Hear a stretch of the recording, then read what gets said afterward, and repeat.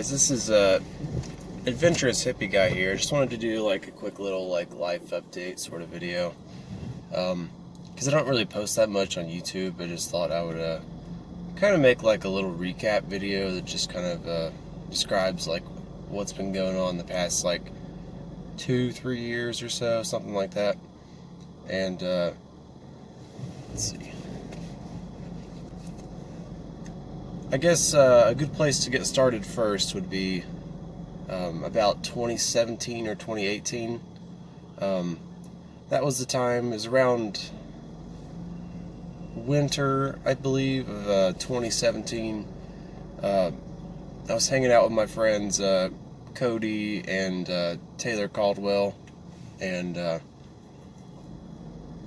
think it was also around that time we had our friend Daniel come from Michigan, and he stayed with us for a few months. It was fun at first, but things just after a while got a little hectic. But it's just one of those things that you live and you learn, you know. Can't hold a grudge against anybody for anything in particular.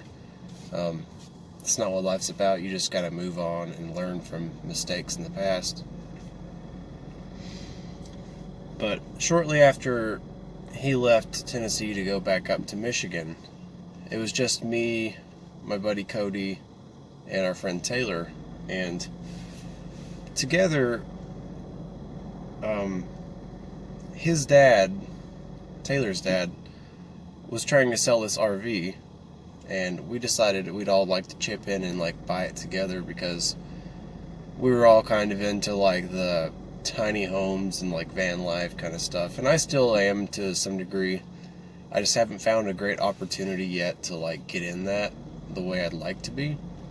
But we bought that RV and plans of completely renovating it. We tore like everything apart and tried to get it like as best as we could to make it livable, and we like did a lot of work and stuff in it, and I put in a total of like $1,400 in it or something crazy like that, which is like all I had saved up to that point. I think I saved that working like minimum wage or something, delivering pizzas plus tips and stuff, and that was like 3 or 4 months maybe of saving up really hard. So anyways, we get the RV towed back to Cody's house, then we finish up, we get it towed back to this RV lot where we found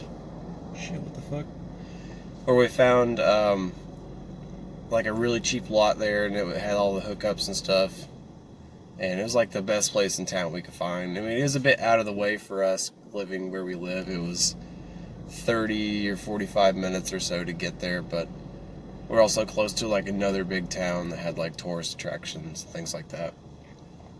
And so I ended up deciding not to live in it because I couldn't find a job out there.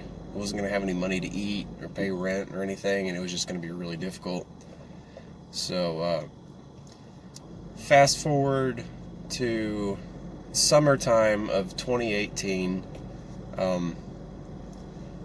I guess due to recent events, we weren't talking to our buddy Taylor a whole awful lot, and we tried to, you know, keep in touch with him, but it just wasn't like he didn't want to be in contact with us very much. And only after so much effort was I able to get back in touch with him. I had to like try really hard. But later on, around July of 2018, I ended up losing my mom to an overdose, and then a month or a month and a half after that, we lost Taylor too. And I don't really want to specify exactly what happened, but regardless, that was like a big learning experience for me. It was tough to get over it all, and I'm still trying to work on it. It's been over 2 years, just about. I think the 2-year anniversary of Taylor's passing is coming up pretty soon, so it'll be just about 2 years.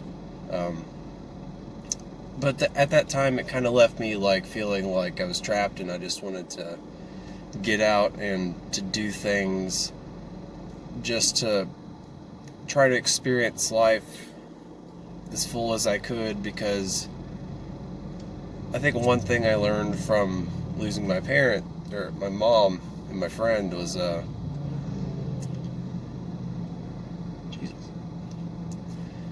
One thing I learned from losing my mom and my friend was the amount of time that you're given to live on this earth is not like set in stone. You could say you want to live until you're 90, 100 years old, but you don't know. You could be hit by a bus tomorrow and that just be the end of it. You're just not, it's not given how long you'll be alive.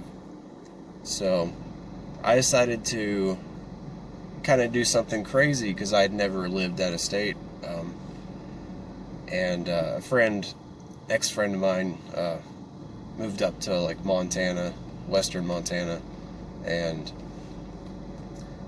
he invited me to come move up there with him, with him and some friends at this apartment. And moved up there, and things didn't go all that great. A lot of problems. Some of them were my fault, some of them were, just kind of a mixed bag sort of thing. But I ended up staying for a total of 5 months about, and I had a job up there. I was making more money at a basic, simple job up there than I probably would do like in a big factory down here. So the money was good. I had a place to live. But later on, towards the summer, around August or so, I didn't notice, but I had gotten sick. I developed a bit of a problem with cannabis, and I was using it every single day. I was always, under the influence, and I just quit eating because my work was stressful, and ended up losing 20 or 30 pounds in a few weeks. And at that point, I couldn't keep food down anymore. I was extremely dehydrated, and anytime I tried to eat anything, it made me sick, and I would just throw it up immediately, or couldn't even swallow it. But me being sick just happened to be during the exact time where I filled out my application to work at Yellowstone National Park, and of course I wasn't able to make it, because I was literally in and out of the ER 3 or 4 times while they were trying to figure out what was wrong with my stomach and my body and things. But that leads me to my next thing. I had to come back to Tennessee because I was sick, and the lease was up on the apartment. We had nowhere to go. I lost my job because apparently they don't care if you are in and out of the hospital being sick. If you don't show up to work, your manager's gonna, cuss you out and tell you that you're a shitty worker, which is just great, So, anyways, I got back to Tennessee, had my buddy Cody and my granddad.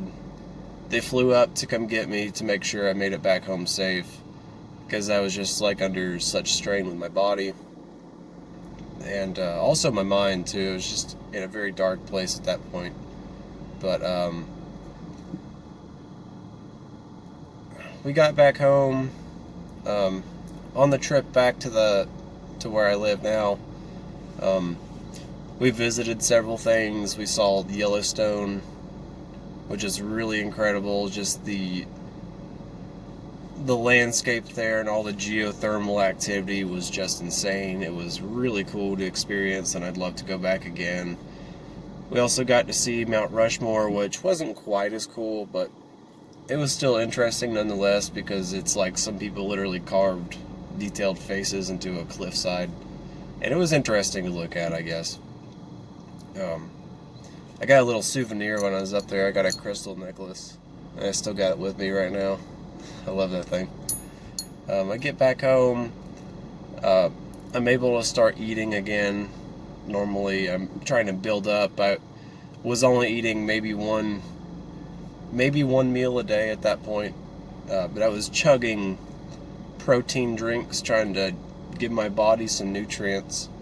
And during the winter from maybe October to February 2018 or 2019 to 2020, I was just in like a depressed spot. I resorted to a lot of binge drinking and cannabis use and things like that.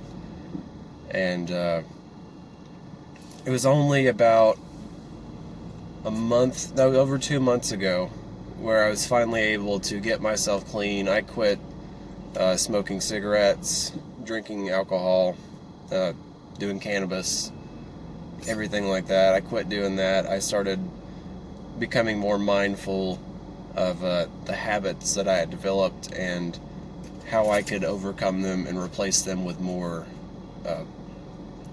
better habits or productive habits. And I suppose that's where I am at this point. I was trying to go back to work at Yellowstone at the beginning of spring this year, but with the the virus that shall not be named, as they say, thanks to YouTube's algorithm or whatever. It was kind of weird because it's like the first time I tried to go, I got sick and the world was fine. But second time I tried to go, get everything squared away, I'm fine, but now the world's getting sick. So it kind of feels like at some points it's like, what's the point? Like, why do I keep getting all this resistance? But I'm hoping that things will kind of calm down by next spring and I can try again. That's where I am at this point. But currently I'm here. I can't really get a job that's safe around here because of the virus. I don't want to get sick, or even worse, make my family sick, which would be pretty bad. So I'm kind of in a stage of waiting at this moment. I don't have a job. I don't really have any money. I just scrape by right now, just do chores for friends and family or whatever, and see what little money I can get, and that's pretty much what I live off of. So yeah, I guess that sums it up for today's update. Maybe I'll do some more videos soon. Thanks for watching.